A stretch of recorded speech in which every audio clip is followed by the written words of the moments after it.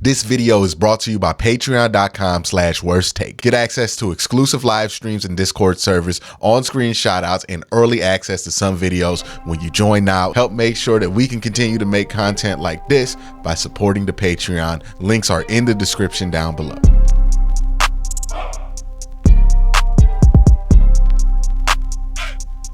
So in the offseason, I put down my expectations for this team on paper, right? I wanted to make sure that the expectations weren't something that, like you see far too often with football teams and fans in general, is something that lives on this moving goalpost, right? It's always moving, it's always evolving, it's always changing.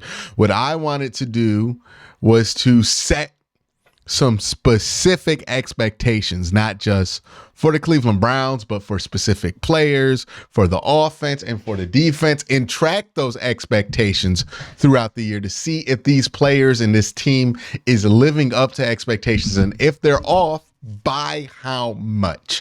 So that's what we're going to do today. We're going to reevaluate the first 4 weeks of the season. We'll do this every 4 weeks to reevaluate, hey, are they living up to expectations? How far away from expectations are they? And what do they need to do to get to expectation? Who specifically is under expectations, and where is that specifically happening? All right. So first things first, we're going to start with the most important piece to this team as far as their success goes, and that's Deshaun Watson. I expected Deshaun Watson to get 500 rushing yards on about 88 attempts this year.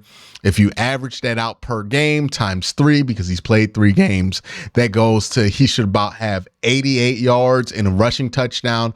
Right now, he has 1 rushing touchdown, 83 yards. So he's about on track when it comes to the rushing total expectations. The passing total, I had him in a range of 4,200 yards, 4,267 on the base end, and on the high end, I thought he'd get 4,867.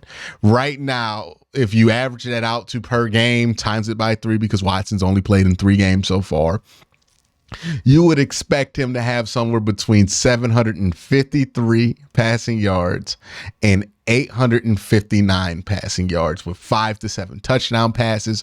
So far, he's at 678, 4 touchdown passes. So production wise as a whole, he's down about 12%. He's under expectations about 12%. So what can we take from this? One, we know that Watson has had a slower start than we expected to this season. An injury got in the way last week.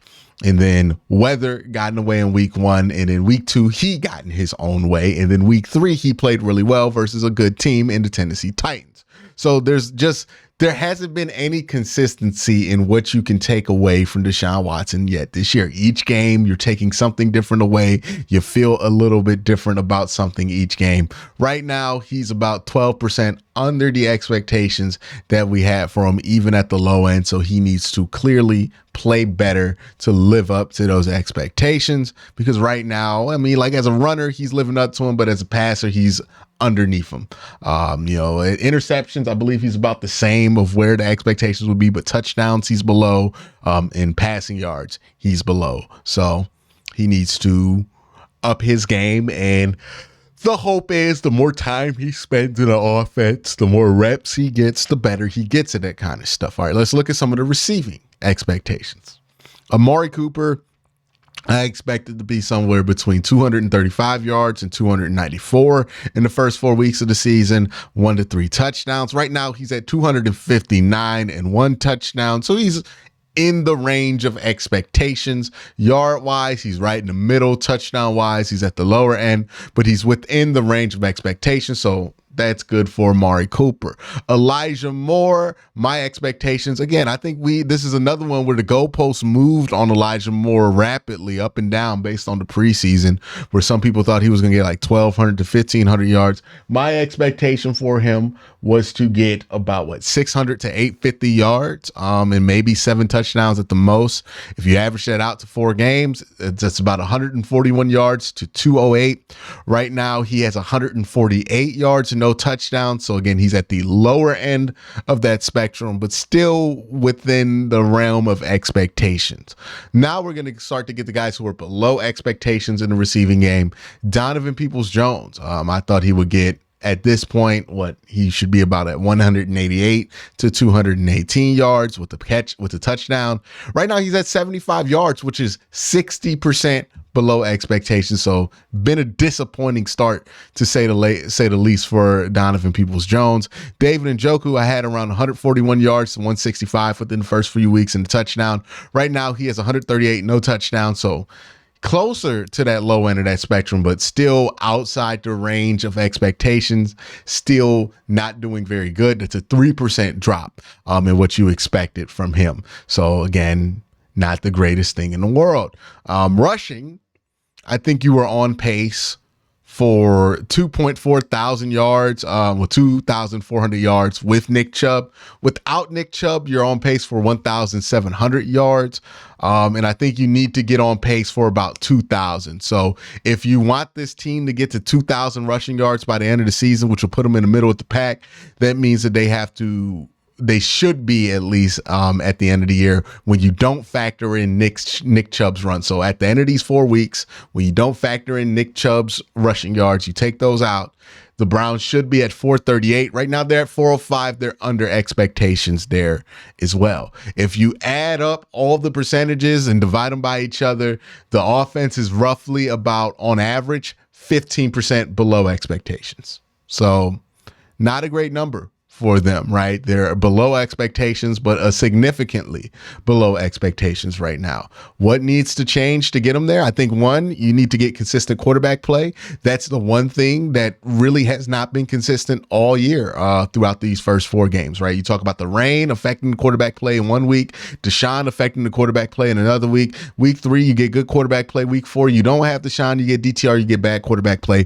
I think it's obvious what has to happen for this offense. The quarterback play needs to be stable. The quarterback play needs to be good. And it's been inconsistent at best the first 4 weeks. So that's the major number one problem. Now, can Kevin help that with some play calling, being better in that area? Absolutely. Can the offensive line help that by blocking better and run blocking better? Absolutely. But the bottom line is none of that stuff, if they make those improvements, matter if the quarterback play does not consistently get better than what it's been, and it needs to be consistent.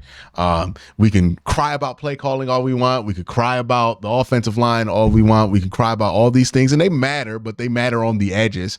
The big thing is quarterback play has not been consistent. And I think the biggest problem with this team outside of quarterback play inconsistency has been the turnovers, and this leans into the quarterback play inconsistency, right? Last year, on average, if you average up all the Browns turnovers for last year, divide them by 17, and then times them by 4 to see where they would be at 4 weeks, the Browns would be at 5 turnovers. And they were pretty good at not turning the ball over last year.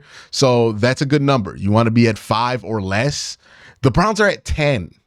Like, if you're looking for the smoking gun and why the Browns are 2-2, or why the Browns offense has not looked as good as it has, or why they haven't been putting up points like you want them to, or why people are under expectation, I think it's obvious what the issue has been. Quarterback play has not been consistent for whatever reason. It's only been 4 weeks, so you're going to give it time to be consistent. But if we're talking about the same thing at 8 weeks, it's a problem, right? But quarterback play has been inconsistent, one, and the turnovers have been way too frequent. You are a 1 turnover away from being a 3-1 football team. The turnovers have been too much. They've been costing you. They've been hurting you. They've been hurting your defense. And that's been the biggest problem, right? Everything else with this team, like, you can live with the passing game being a little bit under expectation. You can live with Deshaun being a little bit inconsistent and the passing game being inconsistent for the reasons that they've been inconsistent these 4 weeks, but you cannot live with the turnovers. You are at 10 plus 8 on the year. You cannot, no, not plus 8, plus 7, plus 7 on the year. That's a unacceptable number. If you want to point fingers, if you want to get blame, again, we could talk about the play calling, but that's stuff on the periphery, right? The play calling and all that, it's not going to stop guys from fumbling and throwing interceptions. You have great play calls, People are going to throw interceptions. People are going to fumble. That's on quarterback play, and that's on ball security. And it hasn't been great. It really hasn't been great. It's been unacceptably bad. 10 turnovers.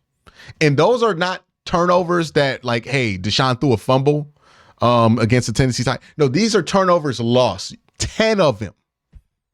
10 turnovers where you've lost possession. 10. It's not rocket science. Everybody's trying to parse together and find these like small things to figure out what's wrong with the offense. It's not rocket science. The quarterback play has not been consistent and way too many turnovers. You stop doing that and you get consistent quarterback play, the offense is fine. But you continue to do this, you'll lose a lot of games. Got to find a way to put a cap on the turnovers. Really do. And sometimes it's just bad luck. Sometimes you just run into a run where you get bad turnovers early in the season and it just stables itself out. But the turnovers have been the Browns' biggest problem. I would say number 2 has been consistency at quarterback. Week to week, you don't know what to expect. Deshaun has to get consistent, has to play well, so you know what to expect there. Has to stay healthy. You need to be able to know what to expect from the quarterback position. Everything else can figure itself out.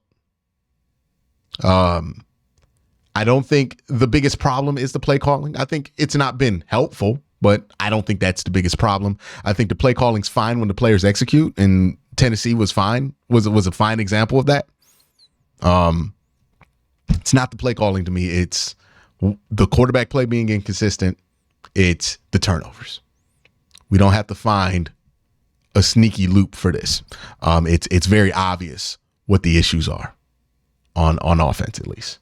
Now let's look at some of these defensive numbers, because as disappointing as the offensive numbers are, the defensive numbers are well above expectations. All right. So first number I have here is 20 passes defended. That's where you want the Browns to be. Right now they're at 18. Part of the reason they're only at 18 and not 20, and not on pace for their goal, is because they've been forcing so many 3-and-outs that they're just not getting that many plays. So that's not really a bad number there, but it is a drop from expectations. You would like to be at 20. You're at 18, but the reason you're at 18 is because you're just not getting that many pass attempts. You want to hold quarterbacks under an 85 rate this year. Right now, you're at 75. Great job on that. Red zone scoring percentage, you're much lower on that than you were the year before, especially on this track, and you're much lower than what we expected. So good on that. Miles and Za'Darius have combined for 5.5 sacks. You wanted them to be at 7, so that's a little bit low, but team sacks, you get that back because you're at 12 team sacks versus 10, which was the goal if you prorated out for 4 weeks. So good on that. Pressure percentage, you want it to be at 22 this year. So far this season, you're at 28. Good job there. Pressures for 4 weeks, you want it to be at 32. Right now, you're at 37. Great job there. First downs, you want to allow only 74 through the first 4 weeks. Through the first 4 weeks, the Browns have only allowed 37, which is a massive number there. So good for them. Rushing touchdowns, you want to only give up 4 through the first few weeks. You've only given up 2 yards per carry. You only want to give up 4.7 through the first few weeks, 4 weeks, and you gave up 3.2. So you're doing great there. Yards per game, you want to be under 131 to be where you want to be as a defense. You're at 72. Overall, this defense is playing at 28% above expectation. So that's great. The defense has been playing well. The defense is going to get high grades when I do my report card for the first 4 weeks. But the offense has been underperforming. It's there on paper. I'm not moving the goalposts. I'm not changing things out. I'm just saying what the expectations are that I set for each side of the ball for specific players on those sides of the balls, and what you're actually getting. And the Browns have been doing a great job on defense, not necessarily a great job on offense. That's been the story of the day. They are about 12% under expectations on offense statistically, and they are about 26 over on defense. So You know, all in all, it's a mixed bag, and I think 2-2 is a perfect record to reflect the mixed bag that the Browns have been. A lot of 2-2 teams get it together and make a run. A lot of 2-2s don't. So right now the Browns are in limbo. We'll see where they are after the bye. We'll see where they are with the rest of the season by the time we do this next one, who will be over and under expectations. But that's my video. Let me know what you think about that in the comment section down below. Y'all have a great day. Have an even better night.